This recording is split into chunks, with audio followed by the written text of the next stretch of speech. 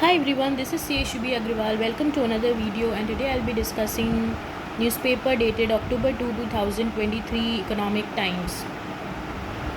Okay, so the first article which I came across was Surge in Quarter 2 FMCG phone car sales may bring festive cheer. So the sales of fast moving consumer goods, FMCG, cars, smartphones and household appliances surged in the September quarter, both sequentially as well as year on year. Company executives told ET lower inflation, improved monsoon, fall in the prices, and offers given by companies to pass on the benefits of lower input cost lifted the consumer sentiment. Passenger vehicles makers ended September with the best ever quarter, clocking record sales. Chief executives said the consumption boost in September quarter is a sign that the festive season may go well. Festive season accounts for as much as 30 to 40% sales in categories such as passenger vehicles, smartphones, televisions and appliances. The FMCG market grew 8 to 12% from a year ago in September quarter by value as per data from the companies, boosted by a revival in rural demand and price cuts in several categories. Rural sentiment has improved as the monsoon revived in September and ended the year with a near normal, company said. A report by Centrum, which hosted a FMCG dealer distributor conference last week, said rural India has been on the path of slow but steady recovery. Distributors opined through beauty and personal care categories saw though beauty and personal care categories saw marginal uptick in the demand, yet detergents and foods categories fared well, it said. Okay, this was about the surge which was noticed in Quarter 2. Then RBI likely to maintain status quo on the rates. So the Reserve Bank of India rate setting panel is likely to keep the policy interest rates unchanged later this week while continuing its protracted vigil on inflation as the steepest increase in crude oil prices in 10 months amid signs of further rate hardening in the US lengthens the odds on an immediate turn about in the rate trajectory at home. An ET poll of 12 market respondents showed that at the end of its October 4 to 6 meeting, the Monetary Policy Committee is likely to keep the repo rate unchanged at 6.50% while retaining its stance of the withdrawal of accommodation. Such an outcome would mark the fourth successive policy review in which MPC has maintained a status quo on rates and stance. So RBI is likely to maintain the status quo on the rates. Then is Canada drags feet on banning Khalistani groups proscribed by India. So Canada has banned only Banning Khalistan International and the International Sikh Youth Federation, though India has several times urged it to ban 5 other pro-Khalistan groups that operate on the foreign soil through proscribed under the Unlawful Activities Prevention Act. Canada Counter-Terrorism Division included BKI and ISYF in the designated terror outfits list in 2003 and upheld the decision in 2018 even after a review. India has been urging Canada to ban 6 for justice: Khalistan Commando Force, Khalistan Zindabad Force, Khalistan Tiger Force and Khalistan Liberation Force. All of them are banned in India. There are also smaller groups and activities under surveillance whose details were shared with the Canada and United States, a senior North Bloc official said. The Canada Public Safety Act, in its designation of BKI, said BKI is a Sikh terrorist entity that aims to establish a fundamental independent Sikh state called Khalistan, in what is the Indian state of Punjab. BKI activities include armed attacks, assassinations and bombings. BKI has members outside India, in Pakistan, North America, Europe and Scandinavia. Canada, while upholding the ban on ISYF in 2018, said the International Sikh Youth Federation was founded in 1984 in United Kingdom as an international branch of All India Sikh Student Federation with centers in several countries including Canada. ISYF is a Sikh organization whose aim is to promote Sikh philosophy and establish of an independent Sikh nation called Khalistan. Since 1984,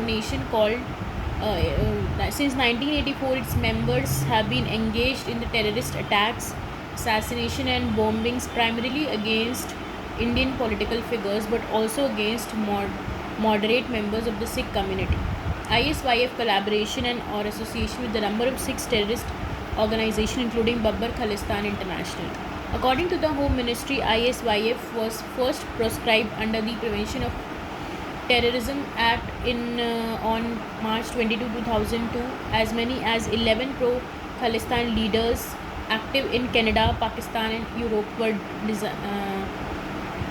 designated by MHA under UAPA, including Hardeep Singh Najjar, whose killing is in survey or undefined women triggered a row between India and Canada, with the latter alleging possible involvement of Indian agents in the killing. Veteran Intel officer Vivek Johri to take over as NSA of Mauritius. So Vivek Johri, an intelligence officer with vast experience in India's neighborhood, including Nepal, is set to take change as the new National Security Advisor NSA to Mauritius as part of the decades-old arrangement between the two countries. Johri will succeed Elango, a former senior Indian intelligence officer. He maintains a low profile and may be the right choice for the land nation amid China's growing interest in the southern and western India Ocean region and people with knowledge of the matter. India officers who have served in Mauritius as NSA have been significant contribution in keeping the region stable and peaceful, they said, adding that India has traditionally been the first responder in terms of crisis, and including during COVID-19 and in the wake of the Wakashwe oil spill. Since 2005, India has been among the largest trading partners of Mauritius. In 2022-23, bilateral trade amounted to $554.19 million, with India's export worth rupees $462.69 billion and imports from Mauritius amounting to $91.50 million. Then Jio cements rural dominance in July.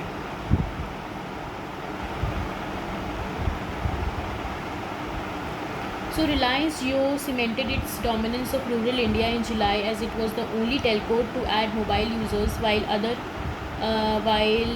both Bharti Airtel and Vodafone Idea lost ground. Analysts said the scenario underlines the growing appetite of entry-level mobile users for Jio internet-enabled budget feature phone Jio Bharat to shift to 4G technology. Jio's strong momentum is likely driven by Jio Bharat phone subscribers, especially post Bharti Airtel's recent hikes in the minimum recharge plans and Jio's launch of the new phone. Latest subscriber data collated by Telecom Regulatory Authority of India showed Jio ordered 2 million mobile users in the rural market in July, while both Airtel and VI lost 5,40,000 and 6,90,000 rural users respectively. Jio's rural mobile user base expanded to 194.73 million in July, while Airtel and VI slipped to 180.84 million and 111.32 million respectively. In July, Jio's parents Reliance Industries has launched Jio Bharat, an internet-enabled feature phone costing Rs 999 in a bid to attract more of the estimated 250 million entry-level mobile broadband consumers, especially in the rural markets where competition is set to intensify, with rival Airtel also eyeing this market. Rules soon for companies direct listing abroad.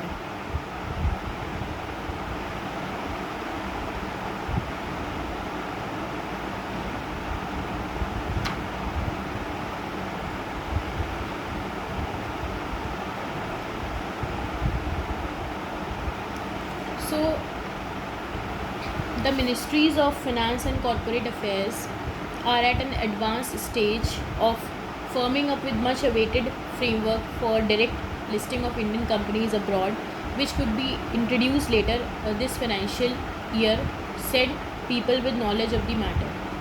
The move would set the stage for unicorns and other entities to have easier access to large pool of foreign capital, they said, adding that it could also encourage a greater number of startups with Indians at the helm to incorporate within the country instead of jurisdictions like Singapore. Initially, the framework will be used to allow direct listing at the International Financial Services Centre IFSC at Gujarat GIFT City. Subsequently, it will govern listing in other jurisdictions as and when the government decides to allow that, the people told it. The Capital Markets Division of Department of Economic Affairs and Ministry of Corporate Affairs are firming up rules that will act as an enabler of the direct listing process. The broad framework will govern future listings in the international jurisdiction and not just in IFSC, said one of the persons who did not wish to be identified. So this was all for today. Thank you so much for watching this video. I hope it was of some help. Tomorrow I'll come up with another video. Thank you so much. Okay, thank you.